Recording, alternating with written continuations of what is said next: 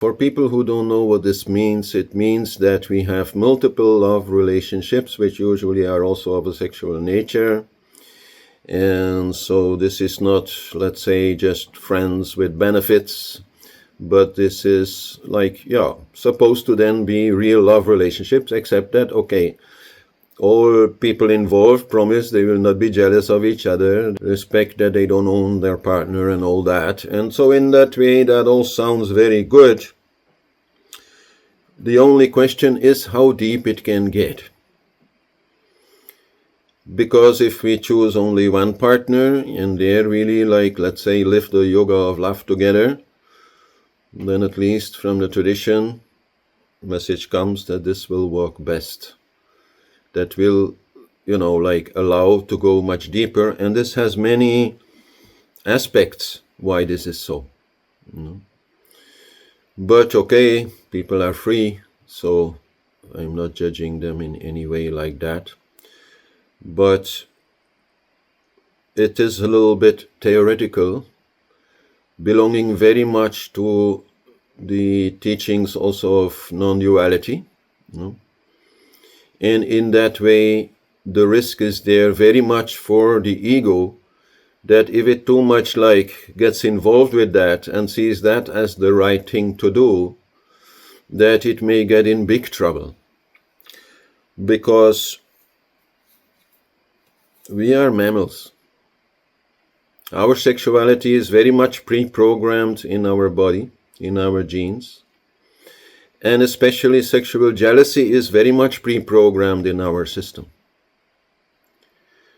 So, while there are exceptions, most people, the feeling that our beloved is making love to someone else will create such deep feelings of anger, of disgust, of whatever, that one really has to wonder, then how can this be a positive thing?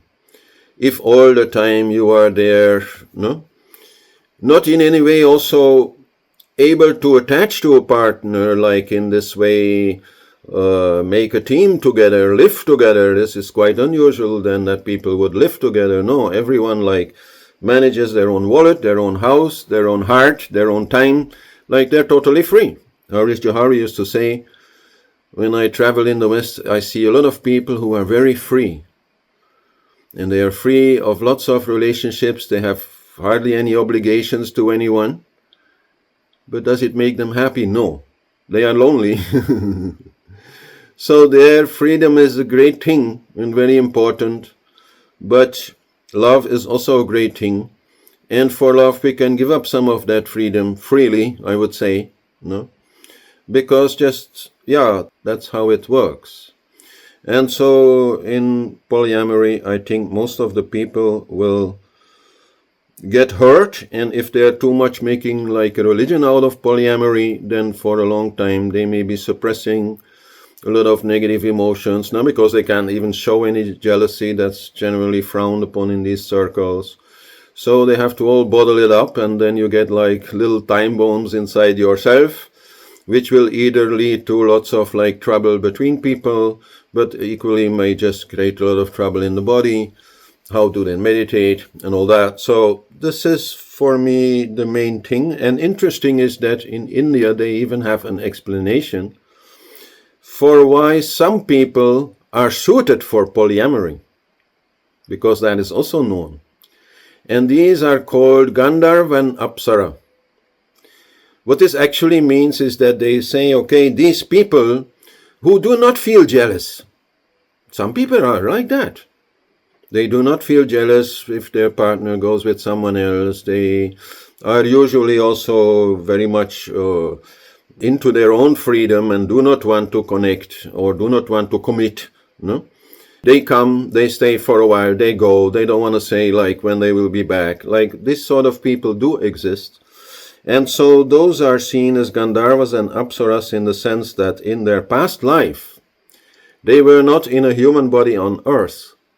They were in the bodies of Gandharvas, Apsaras in the astral plane. And these can be seen as celestial musicians, nymphs, dancing nymphs and celestial musicians, that's usually how this is translated. People who are totally into art, people who are only living for that art, and who only love that art, and who can be very artistic in their way of loving people then also, who are generally good artists, but yeah, they do not connect because in the astral plane we have like an energy body, not a physical body. So then it is very much also from the physical body that we connect. And then especially in making love, of course, where the two bodies physically like really join together, this also creates certain nadis between those bodies, certain energy channels between those bodies. And in that way, if you love someone, you are not the only one. Every cell of your body loves that person. So then when somehow that person goes or gets lost or whatever, then even in the body, you will feel a lot of pain. So this is true then for most people, but for those polyamory specialists, they can do it. They can do it because they do not attach in the physical body, because they are anyhow not so much involved with the physical body. They're very involved with the senses, but not so much with like the earth element so much. So that is anyhow the point of view. People are free, let that be clear. There's many different ways to love between many different kinds of people, and I can certainly imagine that people who have been cheated upon a lot in their like monogamous relationship, or have been dominated in a relationship, that they're like, yeah, I'm done with all that, I only want like free stuff. And I don't mind. I don't even mind somebody who says, well, the only thing that works for me is one night stands, like dating, like so many people are doing now, but I don't want to get involved with anyone. Don't believe in that anymore. I want to be on my own. This is all our freedom, no? But if it makes you feel lonely anyhow, maybe you have to rethink it a bit. But you're free anyhow in all that. The main danger is if polyamory becomes a philosophy, and that even some people are like pushed into it, convinced into it, by saying this is the only way to really love. All other love is just ego, is just attachment, and so on. And so then there you get this whole like problem with non-duality also, where ego bashing becomes so damaging to people, because then the only truth being nothing in a way, like the absolute nothing, then everything else is ego. So then, for example, also in non-duality, they will say, oh, you don't need to practice. No, that's just like stupid or something. So then, okay, people also get in a lot of trouble. And in my healing practice, I often have people who have gotten into trouble with themselves, really gotten like a big ego problem, because they are not respecting their ego to some degree. That ego is a natural thing and very much affected by the body-mind. So, certainly there, our sexuality is very much affected by our biology, and that does not, allow anything, or that does not permit anything, but at the same time, we also cannot just like ignore it. Why else have sex? I mean, it's like, if you want to engage there, you take into account how the body works, and the body is more than just a physical thing. The body is a living thing. We are, let's say, mothers and fathers of millions of billions of cells in our body. We also need to take care of that. According to Nadi science, if you just have casual sex with someone once, then the resulting nadi will last for about 3 months. That means you are connected to that person for about 3 months, which definitely means that some of the emotional energy that is generated in that person, you will be influenced by it, and vice versa. And so in that way, yes, of course, we also sort of, help them. if they're anyhow less happy than we are, then we help them. Otherwise, maybe they help us. But some people are not aware of this. and they should be aware of it. And so then people who sleep around a lot, they're connected to many people in that way, and that may also affect them. And so this is something to be aware about, and this is then definitely also the reason why it is said that polyamory will not bring such very deep relationship, because the nadis that you have with all these other people will disturb the nadis, with that one beloved that you have in front of you. The deeper connection that can happen, let's say, on the level of every kosha, because that is what we are doing when we make love. When we just love a person from our heart, like let's say a dear friend, then this is from the heart chakra. And we can love a teacher. This is from 5th chakra. So in that way, different chakras are involved with different nadis and connections between people. But when we make love with someone, then we also involve 3rd chakra, 2nd chakra, 1st chakra, not only 4th. And that will create nadis on the level of each of these sheets of consciousness, meaning on the level of the physical body, on the level very much also of the pranic body, on the level of the mental body, on the level of the subconscious. So that is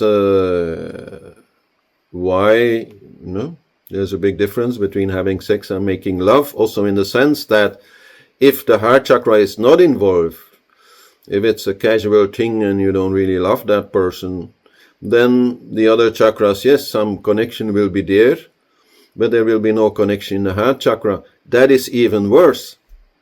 If you have a loving connection with someone, and then through the sexual connection you also have a more physical connection with someone through the nadi system, then this can generally be seen as a very positive thing, because the love anyhow will be there, and we will make everything like taste more nice, you could say, in that connection.